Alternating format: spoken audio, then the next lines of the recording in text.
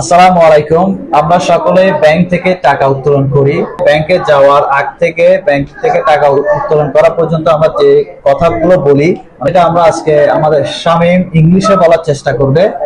So I will ask him this question that how to withdraw money from the bank. So he'll answer this.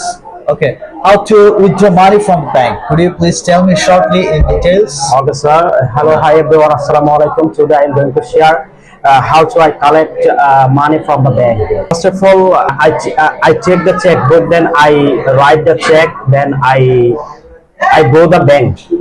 I go to the bank. কোন দিকে গেলে? Go to the bank. Okay. I go to the bank. I go to the bank. After that, I stand the line for collecting money. And, I submit my check. Then the bank officer says me there is a mistake, and he says me you have to correct this check. Then I correct this check, and after that I again submit this check. And he gives my money. I count the money, and That means the bank officer says to me that before leaving the bank, just count the money. Okay. okay. The bank officer says me count your money. So before leaving the bank, I count my money. Then I come my home. That's it. Okay. That's all. Just he tried according to his way that he is trying to say something confidently. Okay.